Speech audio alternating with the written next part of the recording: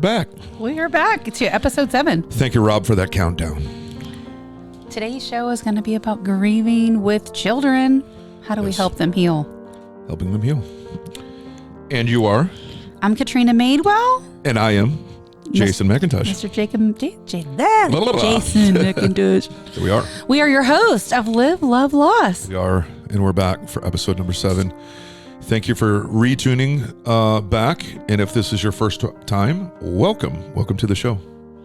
So this will be an interesting one for both of us to talk about, Jason, because when you think about grieving children and helping them heal, it's tough because if you're already grieving the loss of a spouse, a child, a best friend, whoever it is you're grieving, especially a spouse, right? It's really hard because people grieve in their own way.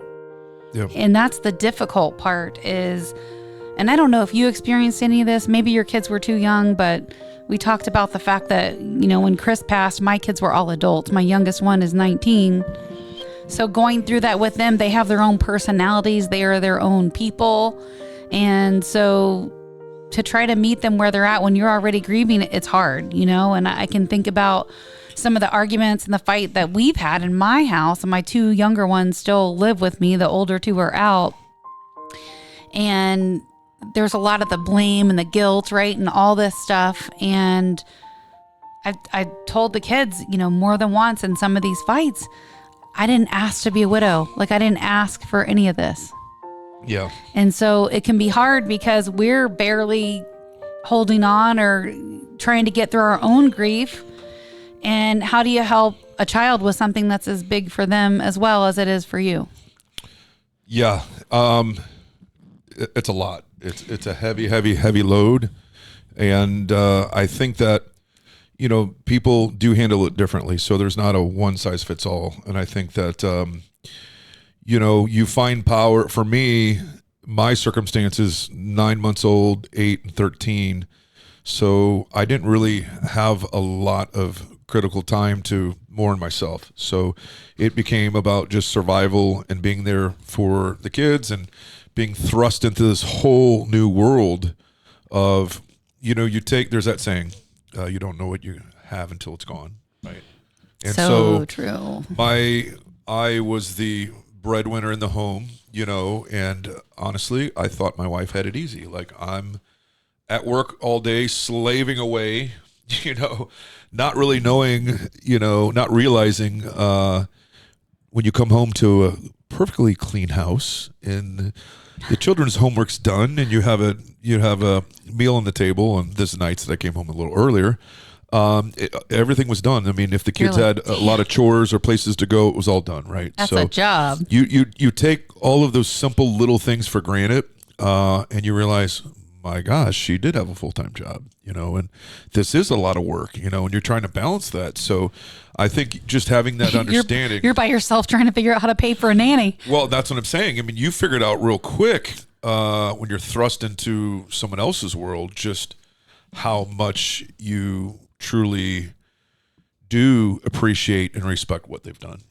So that's the one lesson that I think that anybody listening, I mean, just really give your, significant other a hug, high five, a thank you, something, because it does, unfortunately, like I said, I mean, it doesn't go it goes unnoticed, I think, and I know for me, it probably did. And maybe there's a little regret there that I wish that I could have expressed more just how thankful I was, for her to be there and not so much like, oh, you got it so easy and I'm working all day long. So, but going back to the children part, I think it just depends on you and your circumstances and your circle of support too, and maybe there isn't anyone else. Maybe it was just you and your significant other and there's no closer family, right? And, or your family, they have lives of their own. So it's like, how much can they really be involved in picking up the pieces? And when you're talking about an infant and an 8-year-old and a 13-year-old, I mean, they're at different stages of their life, and an infant is, you can't just put them on pause. That's a full-time thing, right? So, for me, we had to hire the au pair, and I had my mother-in-law close. My parents live 45 minutes to an hour away, so you had some sort of support, but I mean, they're not there 24 hours either. and then for how long? I mean, it's not a permanent arrangement, so you really just have to find your own way. But going back specifically, not to get off track, because we're talking about the kids and their mourning process. Yeah, and what was that like for you, right? Like after your wife passed away, how was it for you with the kids, helping them heal? Well, I think what it is they're going to, depending on their age, and the different age ranges will determine whether they have a real understanding of what has just happened, right? And you have to, identify their feelings, and you have to let them know it's okay to have these feelings. You can be angry, you can be sad, you can be confused, and you just have to allow them to grieve and explain to them, what has happened, and that it just because you're never going to see, just because they're not there, they really are there. So you honor their memory in different ways. I mean, it's a tough thing to put in words, because for me, I just go back and just kind of think about those days. And I was a little lost myself, but when I was in parent mode, right? And I think it was, when the kids were asleep and settled, for me, that was probably the hardest time, right? Yeah, that's when all the reality sets in. Because that's when you are left alone with your own thoughts, where they will keep you occupied. So I will say, looking back, I mean, when I literally say I didn't have time to mourn, I was really occupied by being a full-time parent. So I just did the very best I did. And it wasn't textbook. Maybe it wasn't perfect, but the result is I have wonderful children that are very self-sufficient. I'm now a grandfather of 3 grandchildren, and my oldest daughter, who's 25 now, is the epitome of what a mother should be. Damn. And she had to become a mother at 8 years old, unfortunately. And that's not fair to her, but I think God gives you what you can handle, is the saying. Not to sound too cliche, and my children apparently were strong enough to handle it, right? And God willing, they're still here, and I didn't have to put a lot of work and effort into raising amazing children. There's not a day that goes by they don't make me proud, and probably made my life a lot easier, and probably gave me a lot more credit where maybe credit wasn't due, because I feel that I was blessed with good children. Yeah. Well, I mean, you did your part too, right? Part of that is putting food on the table. Yeah. So you can't underestimate. You can't I know, but that's just we do that to ourselves. Yeah. We diminish ourselves sometimes, I think, and it's just so what I couldn't imagine. And I hate that saying. I would get mad when people say I couldn't imagine. I've talked about that in one of the episodes. But I was not put in the situation as a child that my children were in. My parents are still alive and married. Yeah. So for me, it's hard to wrap your mind around the finality of that parent not being there. And I know now that's why I think are so careful about the one parent they have left. And it's touching at the same time that they have that care about dad, and they've said to me in their own ways and literally have said, I don't know what I'd do without you if you weren't here, right? And it's out of fear, I think they say. What do you say to that when they tell you that? I can tell you what I say. I say I'll always be here, no matter what. Even when I'm not here, I'm here, right? So, I mean, if that makes any sense. You're so much sweeter and softer than me. Get over it. But listen, maybe I'm wired differently. I would have traded places with my wife in a second, because I almost feel a child needs a mother more than a father. And I know that's a terrible thing to say, but there's just that bond. There's some parts that they do. Yeah. And I mean, they need both parents equally, but I think there's more single mothers out there than single fathers, statistically speaking. Yeah, for sure. Without a doubt. So, I did my very best to, step into both roles, I really did. I'm thinking about when we lost Chris that first week, and I wasn't expecting it. We didn't talk about it. It was just the way it happened. But the whole first week after my husband passed away, everybody stayed there. So my younger 2 already live at home. But Madeline and her fiance, which she's getting married, by the way, it's going to add another whole element to the grief process this year. She's getting married in December. But her fiance, and then Tyler, my oldest son, his wife, and which was pregnant, no grandbaby yet at the time. Yeah. They all stayed at the house with us. And when I look back to that time, because it is such a fog when you're in the thick of it, it's so, you can't even think straight. It's a utter, like the deepest fog you can imagine. And the little things, like the fact that, like, there were so many things to do, right? Like I was still planning final arrangements. I had all this stuff to still do, but I ended up unloading all of it on paper, like I do when I have too much in my head. And then every day, it's like a brain dump, right? It helps you process. Every day I'd wake up, I'd say, okay, I have one thing to do today. This is the one thing I'm going to do, and I'm not going to worry about anything else, but I'm going to get this one thing done today.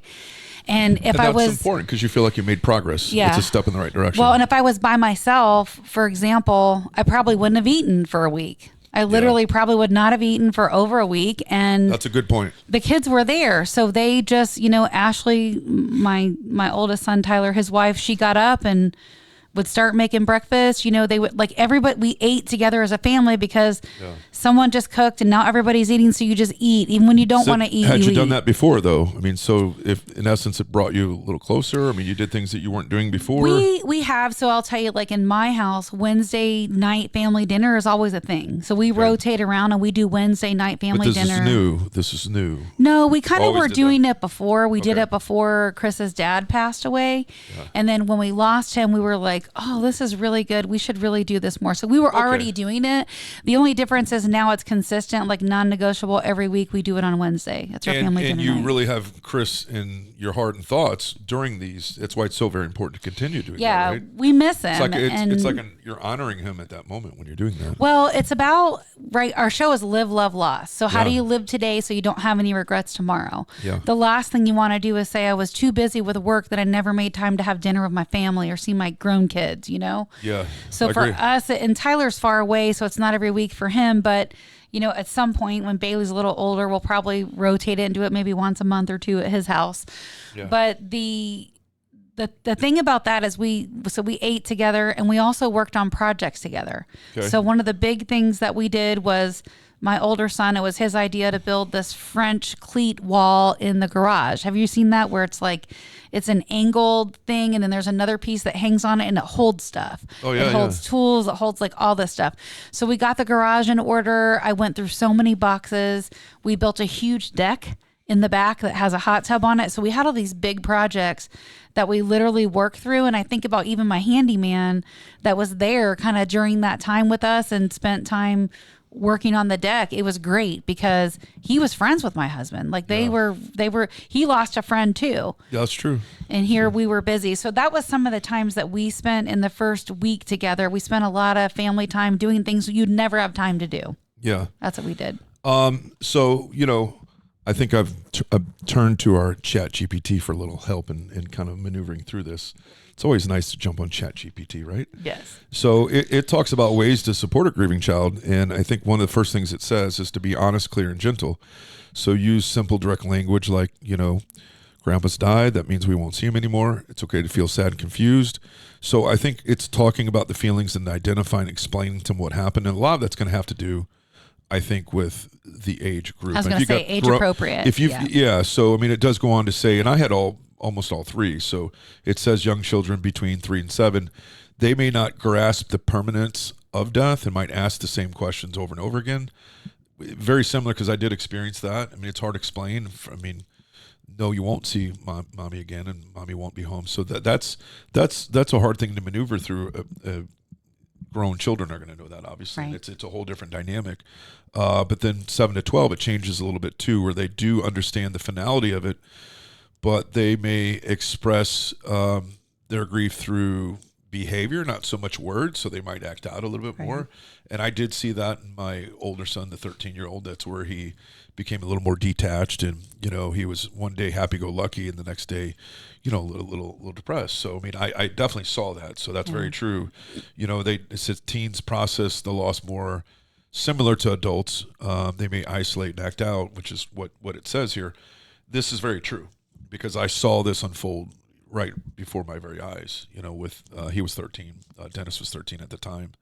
But it goes on to say that you need to encourage expression, which is kind of what you're doing when you have these rituals and these Wednesday dinners. It's an expression. Well, it's memory keeping. Yeah. For your family. Yeah, exactly. And it talks about letting them draw, write, play, or talk about the person that they've lost, and that's keeping their memory alive. And so whether it's a dinner, whether it's a trip, whether it's going to the site for flowers, or whatever things that you shared together, each time you do that, you think of them. It's like keeping their memory and their spirit with you. Did I share with you about the gratitude journal? You did, and that's very cool. I think that's something really cool. So that's what we ended up doing. I was journaling. We talk about the brain dump, right? And that's what I did. I got a whole bunch of stuff out of my head, and then we started talking to the kids, and I'm like, we should do a gratitude journal. Yes. And so tell me about some of the things that you would put in that journal. It's interesting if you've never done this, and I started doing this a while back where we did 100 days of gratitude, but if you've never done that, I would highly encourage anyone listening, or even you, Jason, if you haven't done it, to do that. But the 100 days of gratitude, every day you have to say something you're grateful for, and you can't repeat something that you already said before, and you can't miss a day. That's freaking amazing. 100 days of gratitude. And you can't miss a day. So like at the end, you need to put like an alarm on your phone to make sure you don't forget. And every day it's 100 days of gratitude. And I shared mine on social media. And so you've completed it. Oh, I did that a while back. Okay, so let's talk about that for a second, because 100 days, that's 100 different things. And so what happens is once you start going through this process, if you've never done it, do it. Yeah. And you have a different perspective on life, because then you start thinking about things like, man, I'm so grateful for my bed. I'm so grateful for my pillow. I'll tell you why this resonates with me. I'm really grateful for my pillow. If you get the camera right here, Rob, I actually, this meant so much to me that I tattooed this right there on my arm, and it's count your blessings, right?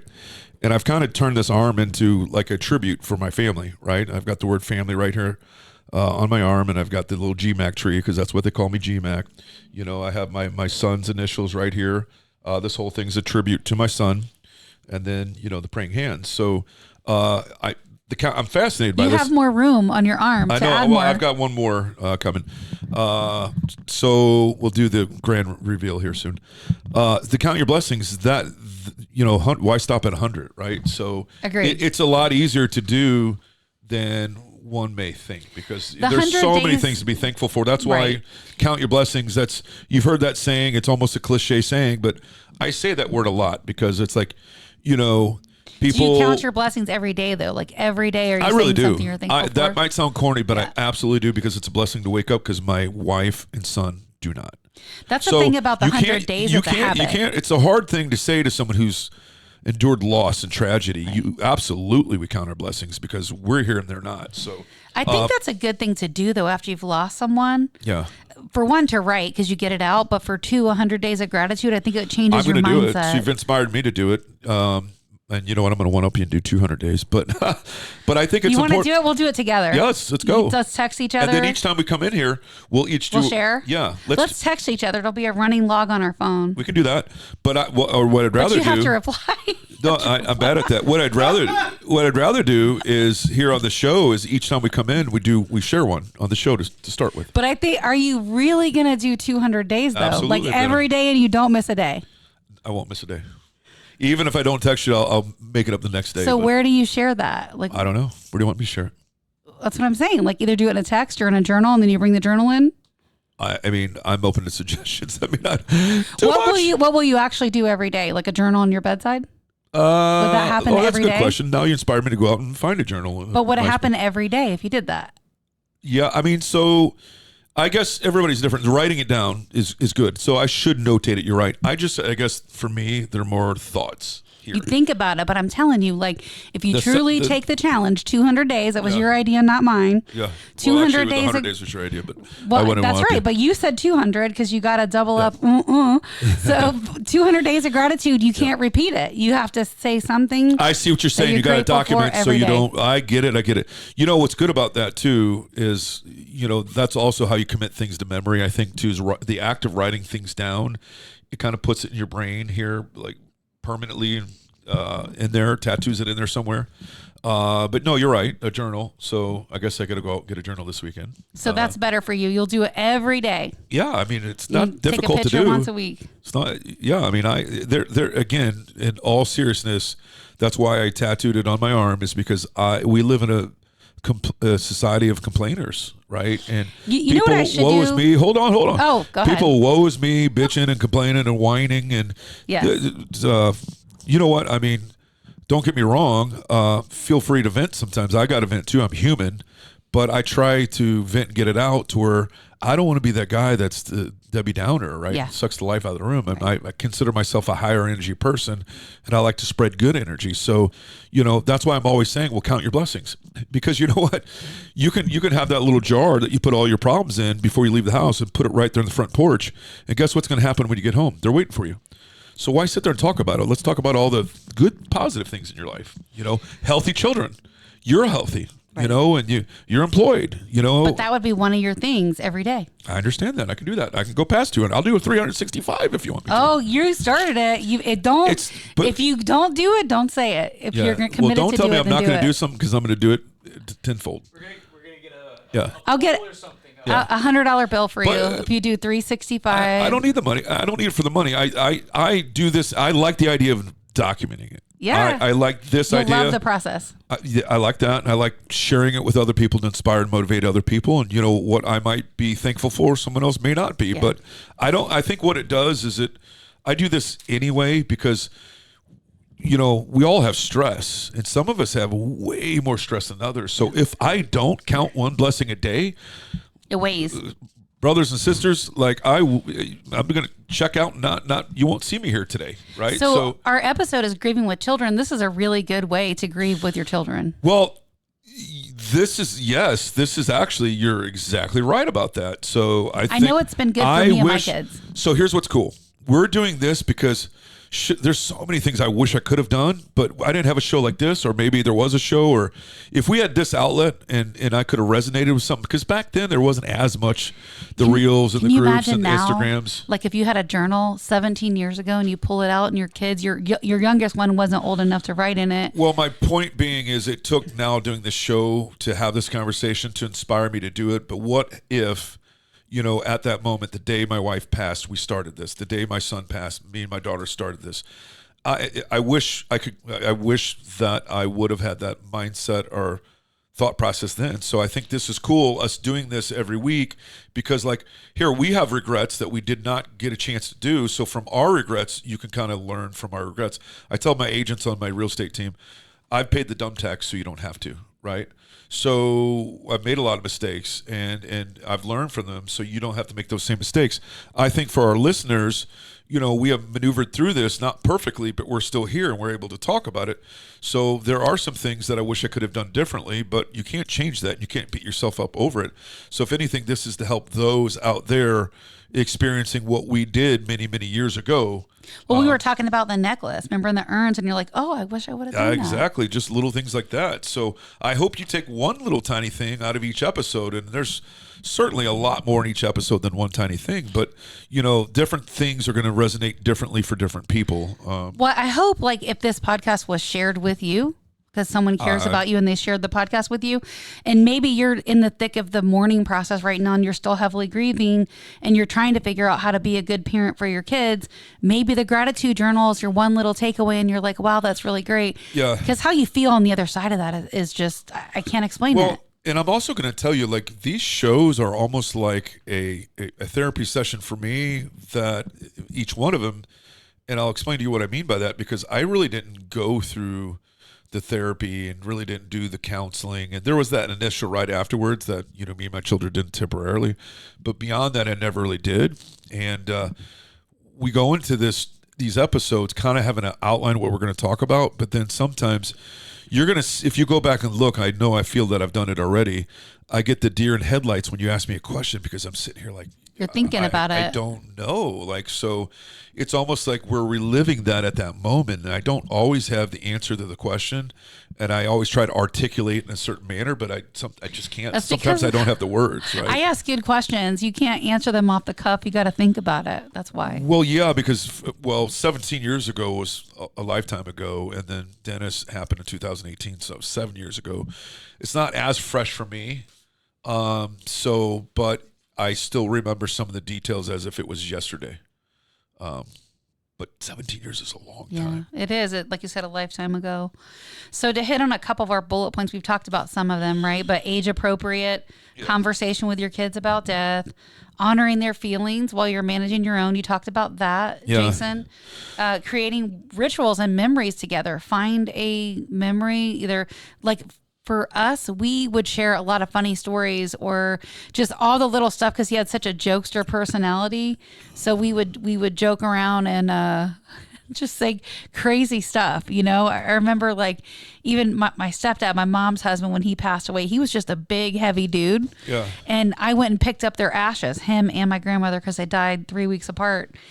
And I picked her up and then I picked him up and the box was so heavy. Yeah. I remember like laughing about it, and I was by myself, right? Like talking to myself, and I was like, damn, you were a heavy fucker in real life and you're a heavy fucker dead. The box was like double the size of my grandmother's ashes. That's crazy. It's all those like making those silly little memories. And we did the same thing with my husband. I remember constantly saying goofy little things or like laughing or saying things that he would say. Yeah. And so that's what it means to create those rituals and like memory keep together. Yes. So this should inspire you to, because we're talking about the loss and the finality of loss and it being over. So for those that might be tuning in that haven't had a loss, and I hate to say this sounds morbid, but I mean, at some point in time in life, you will, and they do come out of nowhere when you have this loss. So if anything, make every day count, make every trip count, make every family gathering count. Is everything okay? Do we know? Yeah. Okay. Is he producing over there? So fill me in. Fill me in. Put me in the game, coach. We talked about 100 days of gratitude, then 200. You're like, I'm going to go 365. Did you Amazon me a journal? He thinks we should do a grand prize winner. What should the grand? I like your idea, Rob. I don't. You don't?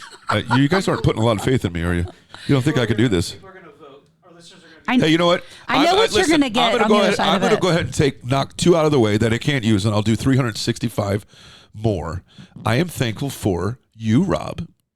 And Katrina, I'm thankful for you. So that could have been day 2, but see, you tried to double it up. I can't reestablish those, so I'm going 365 from here right now. Okay. And I'm thankful for the lunch that you brought me. So I just burned 3. I could have been 362 in. So we had these whole like. I'm thankful. Wait. I could be thankful all day long. You're right, but we had these whole like explosive I'd be conversations. thankful if you let me finish the thought. I know, but hold on. But that never happens. But I'm trying to ask you a question to what you said. All right. If you have more to go. But I had a question. Go ahead. It was a question. Go ahead. I don't want to interrupt you. I've got an answer. Go. Okay.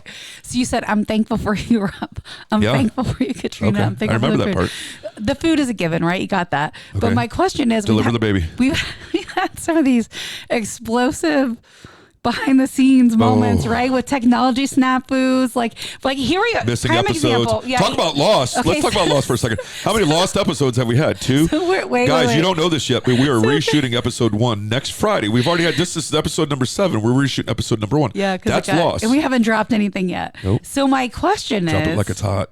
My question is behind the scenes, right? All the stuff. You said you're thankful. How so? Huh? Oh my gosh. How am I thankful? He said, I'm thankful for you, Rob. I'm thankful for you, Katrina. How? Oh, you want to expand on that? Yeah. I can't just be thankful on rip? Okay. Okay. Well, I'm thankful, Katrina, for being able to share my experiences with someone who understands.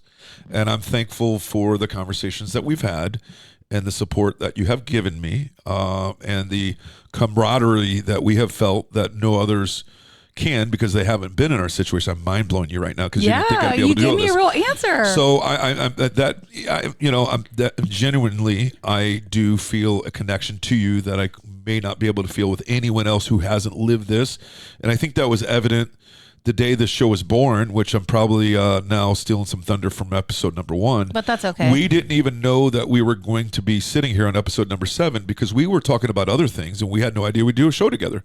And so we both have the radio background. We both have radio background, and we're talking about our loss. And you hadn't known about mine, I don't think, but I think I knew. I think I did, but I forgot or something. And I knew that you had recently had, because I mean we're both see each other on social media. And we both knew who each other were and probably met a few times. Did a deal or two or three maybe absolutely. together. So there was an awareness of each other, but then that just brings two total strangers in a way that other people cannot relate to. So the show was born that very first lunch that we had, which you also took care of. Thank you very much for that lunch. I'm grateful for that day too. Oh, look at you with the zingers. So you got 4. Yes. So we sat here and we were sharing things, and I said to you, do you remember? This is a show. Oh, we both at the same time, it was like this light bulb moment. Yeah. Both having the radio background. We're like, this is we're content. We're talking about ideas, but like this should be a podcast, like this whole show. Let's do this. And here we are 7 episodes later. So and I think they're gonna get better, right? They're gonna be more I conversational. feel a little bit more loose. You just dropped the F-bomb, so I think sorry. I'm not ready to do that. I will try to not do that. No, I mean Rob can edit that out. I don't think we need to edit it out. If it's for radio, you might, but I think we need to get a little less. Well, if we end up nationally syndicated, we're going to need to edit that out. But if we go to Sirius XM, we won't have to. However, you did have a visitor a few weeks back, and he said that we need to loosen up a little. We're a little too stiff, and I think we're pretty. I think we're getting more loose as the episodes are progressing. But this is again, we're trying to find our rhythm. This is all we're stirring things up that might have been packed away, so we're unpacking what was packed away. So that, and Rob, don't worry, I'm going to get to you. I haven't forgot about why I'm thankful for you, grateful for you. And have I exceeded your expectations? No, that's great. I was looking for a little more context. Okay, so you're right. Because it's easy to say, oh yeah, Jason, I'm grateful for you. No, I did that on purpose so you'd pull it out of me. Okay. I'm thankful that you caught on to that. So I'm grateful. We'll get the yin and the yang. Yes. It's coming. Okay, so Rob, where do we start with Rob? So Rob, is our producer, a new father himself, and I'm grateful for Rob and thankful for Rob because I think he really gets what we do, and here's how I know that he does, because there has been a few episodes where the waterworks have formed. So we've actually brought our producer Rob to tears a few times. Yes, he's listening to us. I know he gets it. I know he understands it. I know he knows that this is something special and we're on to something. And he's put up with our 2 type A personalities. And Rob's not really a type A personality. No. He's more of a cuddler. He's more of a cuddler. I like to cuddle too, but I mean, Rob's just a full-time cuddler, I think. So he's just, I appreciate his patience, with 2 very short attention span individuals who are high pressure. High Ds. We are. Yeah. And you have to survive in our industry with any endurance or stamina or longevity.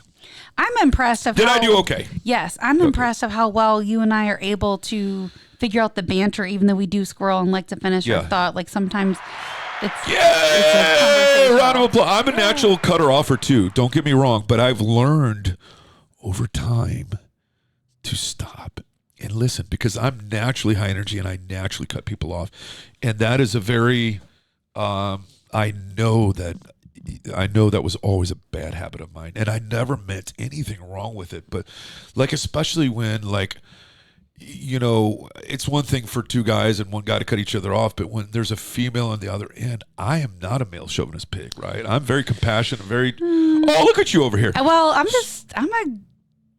a guy in a woman's body. I know you are. I know you're different than me. I'm a little more sensitive than you are, for sure. I can see that in some of the conversations. I'm an Aries. So I never want to be disrespectful. For me, it's manners and etiquette not to cut a female off. Sometimes I may do it out of excitement, but you will be heard. Like as a partner, if I'm your partner, you will be heard, right? Because you know why you'll be heard?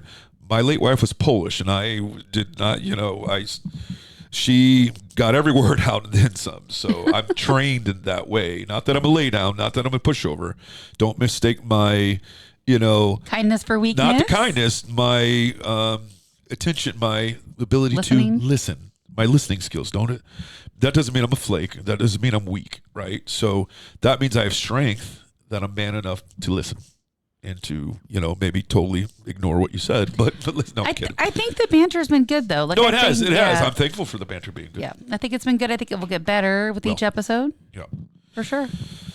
Well, the final two thoughts on our outline, just to make sure we don't cover it up, because we do want to bring value with every episode. And this is an interesting one for you, Jason, because in the outline, it was therapy and grief for kids, right? So how to find not only a child therapist, but grief camps. And then it talks about why early support can make a big difference in long-term healing.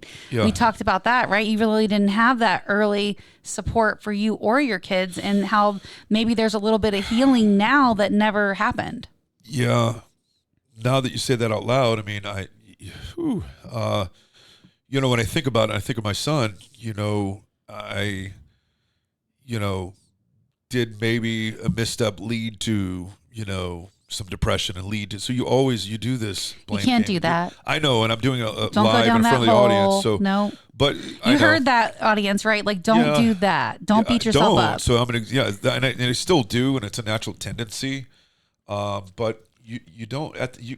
I guess there isn't any. The takeaway is, if you are just there for your child and you just as loving as you can be in your own way, I don't think there's any right or wrong or a playbook or rule book that you have to go by, but you do have to be there. You have to be present, and they have to be heard as a child, whether they're a young child or a teen, they have to be heard. So you have to acknowledge their feelings. You have to let them know it's okay and normal to be mad, angry, hurt, just all of that. Get it out, and don't let them be secluded, involve them and don't involve them in your own grief and pain too. It's like, I'm also hurting. You lost a mother. I lost the love of my life, my partner, right? Because you know what, as a child, you'll grow up and move away and have a family of your own. Like, I lost my life partner, right? You will have a life partner. So I no longer have a life partner. So the grieving, losing a parent, no, I can't relate to that because my parents are still alive. However, it's a different relationship that I have with your mother than you do, and so that's what I've had a lot of conversations with my kids about that. Yeah. Because yes, I know they're experiencing loss, but that's what I tell them. You didn't lose your spouse. It's different. Yeah. It's very different. And I know they're grieving too. Yeah. But at the same time, they don't understand, because probably more so because they don't have a partner now. Now if you said that. Well, Tyler does and Madeline does. Okay, well then they tell me, let's talk about that dynamic before we wrap it up. I mean, they have to understand that, yes, they lost a parent, but if they were to put themselves in their shoes, which you don't want them to have to do. No. But like, it's not like this. I used to get mad at the saying, and I said it earlier, and I corrected myself. I couldn't imagine. Well, I hope that one day you never have to experience it, but if it did happen, those things are real, and so it's and you have the happening time for me. factor, right? You have the time factor. Tyler was 31. That's the entire amount of time I've spent with my husband. Yeah. Right. And so he was married, but he got married. That's a long year time. ago. That's a long time. 31 years. 31 years. We're married for 27 of those. Yeah. Long time. And so the final little tidbit on our outline is single parenting after a loss, right? Yeah. Which is exactly what you were talking about earlier. And quick little idea and thought, because I'm not really, I don't think it's the same as what you went through, because my kids are adults. I mean, there's some single parenting, but it's just not the same. If you're trying to juggle the kid logistics and all that stuff, how do you ask for help? How do you avoid the burnout and all of this stuff as a single parent? Because you were also working, trying to make a living. Don't be afraid to ask for help. So who do you ask if you don't feel like you have anyone? Don't be too proud. Well, Chat GPT. We didn't have that back then. We did not. You can ask Chat anything. The stuff Chat GPT. I'm telling you, it's scary. Oh my goodness. Can I marry Chat GPT? I don't know. So I don't really have the answers, because everyone's answer is a little different. What was the question again? Did you do anything specific to avoid burnout? Like, how did you, like, your kids are grieving, you're working. Oh, Katrina. What did you do to avoid the burnout, the guilt, all that jazz? I don't know, because I didn't have time. I had a 9-month-old, an 8-year-old, 13-year-old, and that was a blur. Those Put times, your head down and pile drive, right? That that's was all it. I did. I survived. That's all I did. I don't recall. I don't have the answers. I don't have the roadmap. I don't have secret sauce. I can't help you there. All I can tell you is do whatever. So here's what I can tell you. However you are wired, do not change that wiring, but just now you have more awareness. I hope that made sense. So let me slow that down and explain what I mean by that. It's going to really amplify and project who you already are even more so. So if I was a very sensitive person, I might become more sensitive. Yeah. If I was a very angry person, I might become angrier. If I was a very sad person, I'm going to become sadder. So I think that if you're a sad and angry person, it's not the death that was the issue. You need help, right? So you need help with those feelings. I was always a very happy-go-lucky person. So happy-go-lucky people, they don't need help in that sense, you know. So I think I was already a survivor. I was always the provider. I was always the giver. I was that person anyway. I was the stable person. I was the very routine. I was a husband and I was a father, and that's all I was. And, you know, did I have friends? Yes. But I mean, my lifestyle was more family, you know, came home every night. My husband was that way too. And so, you know, I didn't really go out with the friends too much. And I mean, I didn't have a life outside of my family life per se too much. So, I don't know if that makes sense. So you did more of that. That's what you're saying. Yeah, you did more dadding. You did more working. That's all you did. I did. And what I didn't do is stop being that person. Right. I didn't. Well, you did. You just said it. You do more of what you already were. Yeah, that's it. So I don't know if that helps, if that makes any sense. One final little tidbit. I feel like I just have to drop it right now on this particular topic we're talking about, because going back to what you said about how, you know, your wife and replacing what she did, right? You should have life insurance always. Especially if you have small children. How much of a every gift, insurance that you can think of, except for life. And I spent a lot of money on it, and that's like $30 a month, $50 a month, $100 a month, and I could totally afford it at the time. And I'm upset with the person who sold me every other policy under the sun except for that one, because for your wife, he could have came right in and said, "Here's $50 a month. Sign right here. You're not even going to miss it. You spend more than that on lunch today. Just sign." Well, what is it? Doesn't matter. Just sign it. Hopefully you'll never need it. Okay, boom. If you get out of my office, I'll sign it right now. So that would have been a gift, right? Oh my gosh. To hire a nanny with that money, because or whatever. it is just funeral expenses alone. And think about the people that we've helped, Jason, in our line of work, where someone has died and now we have to sell the house because they can't afford it. It's not a good position to be in. So the one little tidbit I want to leave on this is have enough money to replace your spouse if they're the primary caregiver and you have 3 small kids. Have enough life insurance to pay off the house so you don't have to move. Because if the main provider, the breadwinner, obviously if they pass, you are well taken care of. Well, no, if they have life insurance. I was definitely worth more dead than alive. So many people don't have life insurance. I get it. No, I get it. It's a very small cost to do that, so do it. Even if it's a little bit of term, I mean, it's not that expensive, right? So definitely do it. My thinking is, and you know, Chris and I always talked about this. I said we have to have enough money in life insurance. But even the non-working spouse should have it. But you should have enough to always pay off your house and a little extra. I think that's a pretty good rule of thumb to live by. I would definitely agree with that. Have some reserves, be mortgage free, vehicle free, all of that stuff. No debt. Yeah, no debt. Yeah. This has been a great episode 7.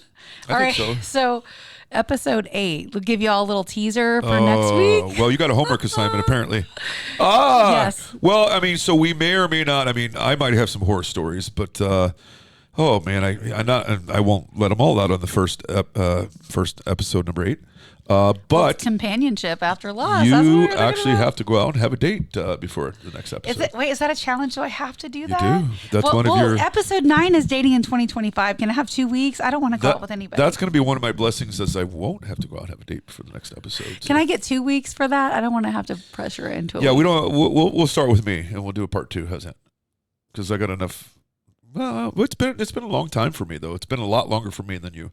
I've got 17 years worth of pent up, whatever. So I had 2 and deleted the app.